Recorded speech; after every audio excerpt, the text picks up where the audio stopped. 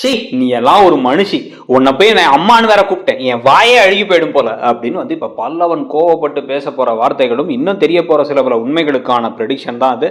So இப்போ வந்து பாத்தீங்க அப்படின்னா பல்லவன் கடும் கோவமா இருக்காரு. எல்லாரும் சமாதானப்படுத்தி டான்ஸ் எல்லாம் ஆடினா கூட அவருக்கு மனசு கேட்கவே இல்லை. ஸோ இப்போ என்ன பண்ணுறாரு அப்படின்னா வந்து ராத்திரி அப்படியே வந்து மெதுவாக கிளம்பி நைட் அப்படியே தூக்கத்தில் அங்கிட்டு இங்கிட்டு நடந்துக்கிட்டே இருக்க இந்த சமயத்தை தான் வந்து லைட்டாக கதவை திறந்து பார்க்குற நிலா அவரை பார்த்துடுறாங்க. பார்த்ததுக்கப்புறமா என்னடா அது இந்த பக்கமும் அந்த பக்கம் நடந்துக்கிட்டே இருக்கான் பரலாமன், ஆளே சரியில்லையே அப்படின்னு யோசிச்சுட்டு இருக்க பொழுதே வந்து அப்படியே மெதுவாக வந்து பார்த்தீங்க அப்படின்னா வந்து அவர் மெதுவாக வந்து வெளில போகிறாரு. வெளில போயிட்டு வந்து என்ன பண்ணுறாருன்னா ஒரு பெரிய கல் எடுக்கிறாரு. எதுக்குறா கல் எடுக்கிறாரு பல்லவன் அப்படின்னு வந்து நிலா பார்த்துட்டு டக்குன்னு நிலா வந்து வெளில வந்து கார்னர்ல அந்த செவுத்துக்கிட்ட வந்து நின்று கதவு கிட்ட வந்து நின்று பார்க்க அப்படியே தூங்கிக்கிட்டு இருக்க இந்த பக்கம் நடேசனோட தலைக்கு மேல வந்து அந்த கல்லை அப்படி தூக்குறாரு. தூக்கி அவங்க அப்பா தலையில கல்லை தூக்கி போட்டு வரப்போனா ஐயோ அப்படின்னு நிலா அப்படி ஓடி வந்து டக்குன்னு நெஞ்சு பிடிச்சி தள்ள அந்த கல் அந்த பக்கம் விழுந்துருது. ஆனா இவர் நல்ல போதையில சவுண்டு கேட்டாங்க கூட அதை பத்தி எதுவும் தெரிஞ்சுக்காம தூங்கிட்டு இருக்காரு நடேசன். டக்குன்னு திரும்பி என்னடா நினைச்சிட்டு இருக்கோம் மனசுல, என்னடா பண்ணிக்கிட்டு இருக்க அப்படின்னு வந்து கேட்ட உடனே டக்குன்னு வந்து பாத்தீங்க அப்படின்னா வந்து அண்ணி என்னால முடியல அண்ணி, நான் எவ்வளவோ நல்லா இருக்கும்னு நினைச்சேன் நான், ஆனா இவர் பண்றதெல்லாம் பார்த்தா என்னால தாங்கிக்கவே முடியல நீ. இவங்க வந்து சுத்தமா வந்து எங்க அம்மாவை அனுப்புனது இவர் தான். எங்க அம்மா இல்லாம இருக்கிறது எனக்கு அவ்வளவு கடுப்பா இருக்கு. இத்தனை நாள் நான் ஏங்கிக்கிட்டு இருந்த பாசம் எனக்கு கிடைச்சு, அம்மா வீட்டுக்கு வந்தா பஜ்ஜியெல்லாம் சுட்டு வச்சிருந்தாங்க அப்படின்னு பேசிக்கிட்டு இருக்க.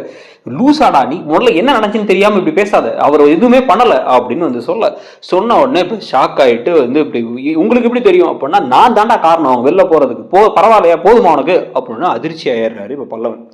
ஸோ இப்போ அதிர்ச்சியானவருக்கு இன்னும் சில பல அதிர்ச்சிகளும் முதல்ல அவங்க அம்மா தானா அப்படிங்கிற கேள்வியுமே வந்து ஒரு பெரிய கேள்வியாக வரப்போகுது. அதுக்கேற்ற மாதிரி தான் வந்து பார்த்தீங்க அப்படின்னா வந்து சந்தாவுடைய என்ட்ரியும் இருக்க போகுது. ஆனால் இப்போ வந்து பார்த்தீங்க அப்படின்னா என்ன நீ சொல்றீங்க, நீங்களா சும்மா போய் சொல்லாதீங்க, அவரை காப்பாற்றுறதுக்காக நீங்கள் உங்களை பற்றி எதுவும் சொல்லாதீங்க, எனக்கு தெரியாதா, நீங்கள் தான் கூட்டு வந்தீங்க அவரை, அப்படி இருக்கும்போது நீங்கள் அவரை அனுப்ப போறீங்க, அவங்கள அனுப்ப போறீங்க அப்படின்னு வந்து கேட்காங்க. உடனே ஐயோ நான் தான் கூட்டு வந்தேன், ஆனால் நான் அனுப்புறதுக்கு ஒரு காரணம் இருந்துச்சு, அது நான் அனுப்பல, அவங்களா போயிட்டாங்க, ஆனால் அவங்க போறதுக்கான காரணம் நான் தான், இவர் இல்லை, உங்க அப்பா எதுவும் பண்ணல, அங்கிள தேவையில்லாம நீ சந்தேகப்படாத அப்படின்னு வந்து பேசிட்டு இருக்கும்போது என்ன நீ சொல்றீங்க எனக்கு ஒண்ணுமே புரியல அப்படின்னதுக்கு அப்புறமா தான் வந்து என்ன ஆகுது அப்படின்னா இப்ப வேற வழியே இல்லை அப்படின்னு நிலா இப்ப உண்மையை சொல்ல வேண்டிய கட்டாயம் ஆயிடுது. நிலா வந்து ஐயோ அவங்க வந்ததே வந்து உன்னை பார்க்கறதுக்காக மட்டும் இல்லடா, அவங்க வந்து நீ இவ்வளோ தூரம் நீ போவ இவர் மாதிரி இவ்வளோ வெறுப்ப வச்சிருப்பேன்னு நினைக்கல, நான் இப்போ சொல்லிடுறேன் உண்மையை, அவங்க வந்ததே பணத்துக்காக தான். ஆனால் பணத்துக்காகவா, நம்மள்ட்ட என்ன நீ பணம் இருக்கு அப்படின்னா அவங்களுக்கு வந்து ஏதோ பெரிய கடன் தொல்லை இருக்கு, அவங்க தனியா இல்லை, அவங்க கணவரோட இருக்காங்க, ஹஸ்பண்டோட இருக்கும் பொழுது ஏதோ பெரிய கடன் தொல்லையில வீட்டை விட்டு அனுப்பிட்டாங்க, அந்த கடன் காசை எப்படி அடைக்கலாம்னு பார்க்கும் பொழுது அந்த வீட்டில் இருக்க முடியாதே பிரச்சனை ஆயிடும் பார்க்கும் பொழுது நாங்கள் கரெக்டாக கூப்பிட்டோன்னே இங்கே வந்துட்டாங்க. இங்கே வந்ததுக்கு அப்புறமா அந்த கணவரோட சேர்ந்து பாண்டிக்காக நம்ம ஏற்பாடு பண்ண காசை திருடிட்டு போக பிளான் பண்ணாங்க. திருடிட்டு போக பிளான் பண்ணது மட்டும் இல்லாமல் நான் பார்க்கும் பொழுதே அவரை வெளில நிற்க வச்சு உங்க பணத்தை கையில் எடுத்தாங்க. நான் கையை பிடிச்சி எடுத்து அந்த பணம் கீழே விழுந்துருச்சு. உடனே அவங்க வந்து ஐயோ மாட்டிக்கிட்டோம் அப்படின்னு ஓடிட்டாங்க. இதான் நடந்துச்சு. அதனாலதான் அவங்க திருப்பி வரல இந்த பக்கம். ஏன்னா வந்து நம்ம இந்த உண்மை தெரிஞ்சா வந்து நம்ம கோவப்படுவோம் அப்படின்னு நினைச்சாங்களா, இல்ல வந்து அசிங்கமாயிடும் நினைச்சாங்களா, இல்ல போலீஸை பிடிச்சி கொடுத்துருவோம் நினைச்சாங்களான்னு தெரியல.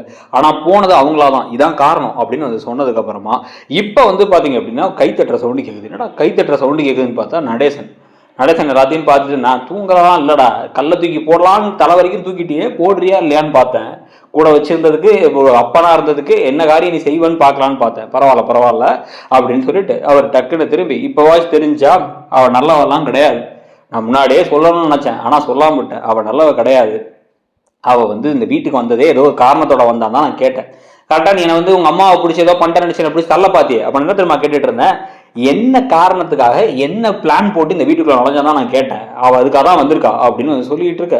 இந்த சமயத்துல அப்படியே தலையை பிடிச்சி அழுதுகிட்டு இருக்காரு பல்லவன் அழுதுகிட்டே இருக்கும் பொழுது வந்து பாத்தீங்க அப்படின்னா அடுத்த நாள் காலையில இப்ப கடன் தொல்லை இன்னும் அதிகமாயிடுச்சு. என்ன பண்றதுன்னே ஒன்றும் புரியலங்கும் போது இப்போ வந்து இவங்க பேசிக்கிறாங்க, திருப்பி அங்கேயே போய் ஏதாவது பணம் கேட்கலாமாயா, அவங்க வந்து பாண்டிக்கெல்லாம் வந்து உடனே பணம் ஏற்பாடு பண்ணி கொடுத்தானுங்க. பல்லவனோட அம்மா நான், எனக்கு பணத்துக்கு வந்து நான் திருநதை பத்தி பேசினா கூட எனக்கு வழி தெரியல அதனால தான் திருநன்னு சொல்லிடலாம் அப்படின்னு அவங்க கணவர் கிட்டக்க இப்ப இந்த கோமல் பேசிக்கிட்டு இருக்காங்க. பேசிட்டு சரி ஓகே நம்ம நீ போய் வேணா கேட்டு பாரு, ஏதாச்சும் வழி இருக்கான்னு பார்ப்போம், என்ன பெருசா பண்ணிட போறானுங்க, நம்மள்ட்ட வேற வழியே இல்லை, கடனை கொடுத்தாவணுமே அப்படின்னு நேரா கிளம்பி இங்க வராங்க.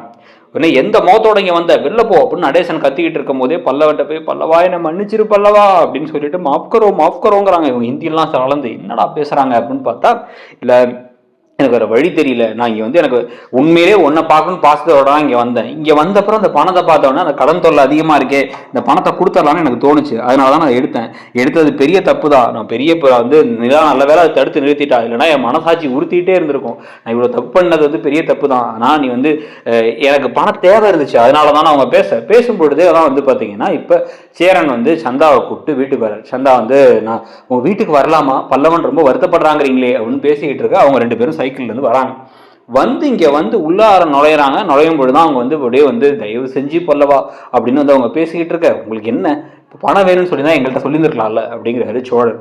சொல்லியிருந்தா நாங்கள் ஏற்பாடு பண்ணி கொடுத்துருப்போம். அதுக்காக பணத்தை திருடுறதா எவ்வளோ பெரிய அசிங்கம். இவ்வளோ நாள் கழிச்சு வந்து அவன் மனசு எவ்வளோ கஷ்டப்படும். உங்கள் பிள்ளை தானே 19 வருஷமா அவனை பார்க்காம இருந்தீங்க, வந்ததுக்கப்புறம் இப்படி பண்ணிட்டு இருக்கீங்களே அப்படின்னு பேசிட்டு இருக்கும் போது சேரன் உள்ளார வராரு. வந்த உடனே பார்த்துட்டு அம்மா வந்துட்டீங்களா அப்படின்னு சொல்லிட்டு வந்து கேட்க, சேரனுக்கு இந்த விஷயம்லாம் தெரியாது வேற.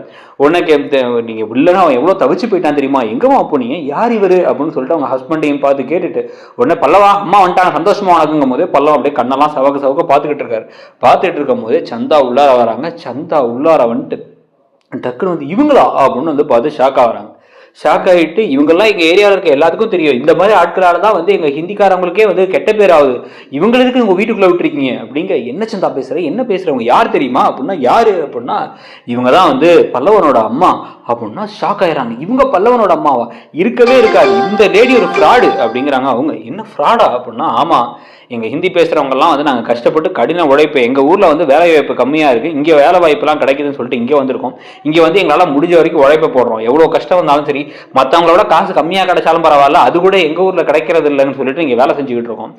ஆனால் இங்கே வந்து பார்த்தீங்க அப்படின்னா வந்து இவங்க இவ்வளோ ஈஸியாக வந்து இங்கே வந்து எங்களுக்கு கெட்ட பேர் வர மாதிரி திருட்டு வேலை பண்ணுவாங்க. இந்த லேடியோட வேலையே வந்து குழந்தைங்களை கடத்துறது, பிறந்த குழந்தைய கடத்தி விற்கிறது, அதுக்கப்புறம் வந்து பார்த்தீங்க அப்படின்னா வந்து இன்னும் பணம் எங்கேயாச்சும் கிடைச்சா திருடுறது அப்படிங்கிற வேலை தான் பண்ணக்கூடியவங்க இவங்க. அப்படிங்கும் போது டக்குன்னு ஷாக் ஆகிறாரு பல்லவன் ஷாக் ஆகி, இவங்க சொல்றதெல்லாம் உண்மையா, நீங்க உங்க வேலையை திருடுறதானா, அப்ப இந்த வீட்டுக்கு திருடினதும் அதுக்கு தானா, அப்ப உங்களுக்கு என் மேல பாஸ் ஆனா இல்லையா, முதல்ல நான் உங்க பிள்ளையா இல்ல ஹாஸ்பிட்டல் இருந்து தூக்கிட்டு வந்தீங்களா, நான் யாருன்னு சொல்லுங்க அப்படின்னு இந்த பக்கம் கத்திட்டு, இவங்களை எப்படி நீங்க பாத்தீங்க, இவங்க யார் உங்களுக்கு அப்படின்னு சொல்லிட்டு இந்த பக்கம் நடேசன்ட்டையும் கேட்டு கொந்தளிச்சுக்கிட்டு இருக்க.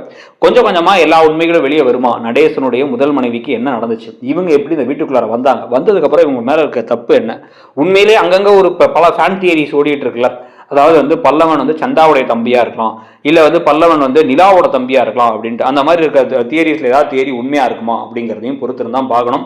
உங்களை பொறுத்த வரைக்கும் என்ன தோணுது, இந்த கதை போற போக்க பார்த்தா இந்த கதையில இந்த ப்ரெடிக்ஷன் வச்சு பார்க்கும்போது இந்த மாதிரி பல ப்ரெடிக்ஷன்ஸ் இருக்கு, அதுல எந்த ப்ரெடிக்ஷன் கரெக்டா இருக்கும் நீங்க நினைக்கிறீங்க, பல்லவன் உண்மையிலே நடேசனுக்கும் இவங்களுக்கும் பிறந்த ஒரு குழந்தையா தான் இருப்பாரா, இல்லை ஒருவேளை வந்து வேற ஒருத்தவங்களுக்கு இந்த ஒரு வந்தாரு அவருக்கும் இவங்களுக்கும் பிறந்த குழந்தையா இருக்க நடேசன் பாவம் பார்த்து வளர்த்துருக்காருன்னு நினைக்கிறீங்களா, உங்களுக்கு என்ன தோணுது அப்படிங்கிறத சொல்லிடுங்க. அப்படியே மறக்காம வந்து பாத்தீங்க அப்படின்னா நம்ம இடம்பொருள் சேனல்லையே சிறகடிக்காசை, மகாநதி, ஐயனார் துணை மட்டும் இல்லாம பாண்டியன் ஸ்டோர்ஸ் வரைக்கும் எல்லா சீரியலுக்குமே நம்ம ப்ரெடிக்ஷன் போட்டுட்டு இருக்கோம், அதையும் பார்த்து சப்போர்ட் பண்ணிட்டு நம்ம சேனல்ல ஒருவேளை நீங்க என்ன சப்ஸ்கிரைப் பண்ணலாம் சப்ஸ்கிரைப் பண்ணிக்கோங்க.